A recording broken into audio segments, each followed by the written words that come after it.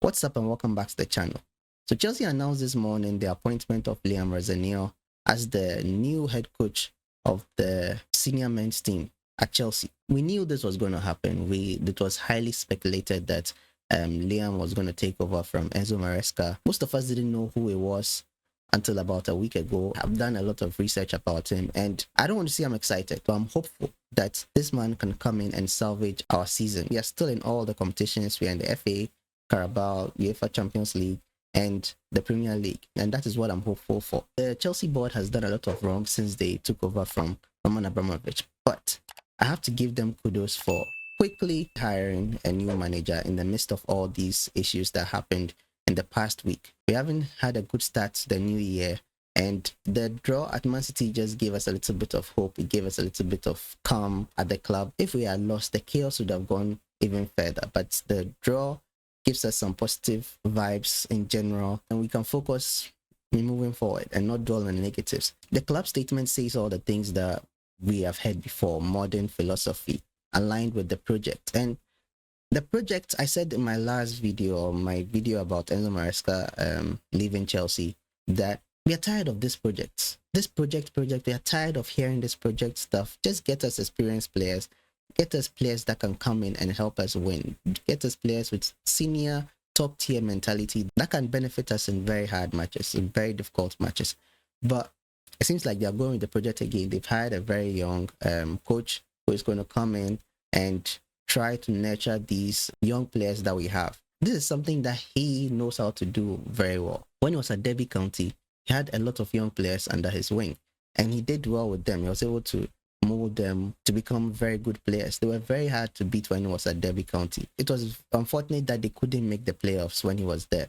Derby County sacked him after a few poor results, and he left to France. He left to Strasbourg, and with Strasbourg, he has done an amazing job with them. It's very difficult to lose a manager in the middle of the season, but this is what happens when two clubs are owned by the same manager. If Blue Coal didn't own Strasbourg, I don't think they'll be going for him. I think they'll be looking for somebody who is readily available, because with the work that he was doing in Strasbourg, I think Strasbourg fans will not be happy that he's leaving mid-season. But it benefits us. I mean, it benefits us. He comes in to replace Enzo Maresca, and he plays a similar style to Enzo Maresca. I looked up some of the formations he has played at Strasbourg and Derby County, and it seems like he plays a similar formation to Enzo Maresca. He plays a 4-3-3. Sometimes within the game it morphs to a 4-3-2-1, and it seems like that is the same way he's going to play. The only difference that I've seen in some of the games that I watched, some of the highlights I watched, is that the fullbacks don't invert like how with Enzo Maresca they invert. You see, sometimes when we play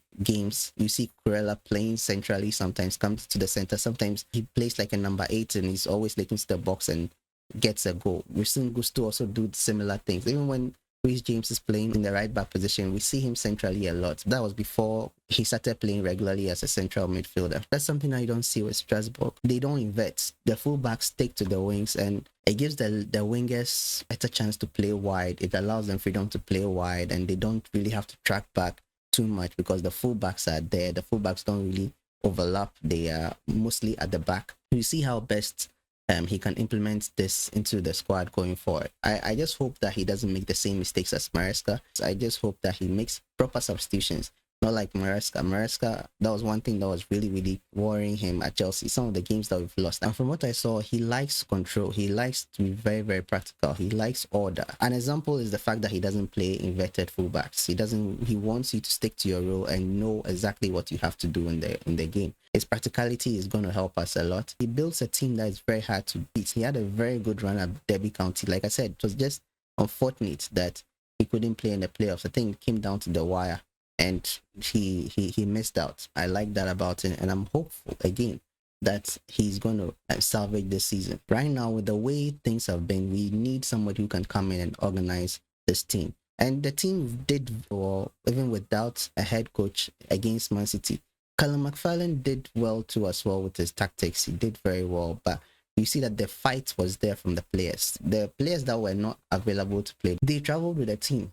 Like, you see that there's this kind of unity, there's this kind of fight for the badge. And I'm very sure that when Liam comes in, he would come and get the same reception that Enzo Maresca got. They will cooperate with him. And I just hope that they can move forward quickly and start winning games again. And with his interviews, first interview for the club, you can see that he knows what he's getting into. He knows that he's entering a storm, but he's also very grateful that he's there.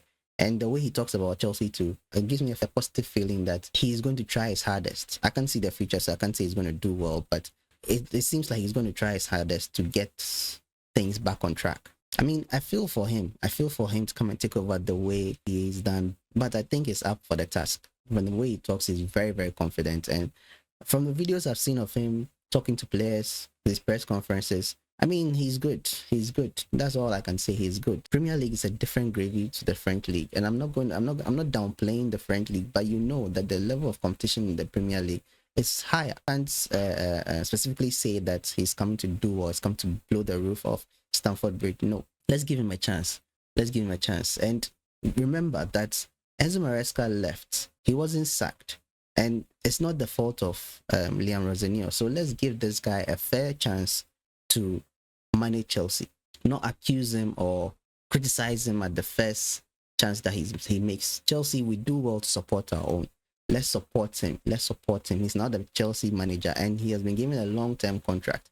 He's here until 2032. That's a 6.5-year contract. I thought it was going to be temporary till the end of the season, and if based on his results, they give him a permanent one. But it seems like no, they believe in him. They've already given him a 6-year contract. They believe that he's going to come and continue and build the projects that they have in mind. So we'll see how it goes. But for now, welcome Liam Rosenior. Looking forward to see how the games pan out. I think he's going to be available for the next 2 games that we have. I think the Fulham game, it will be Callum that will be in charge.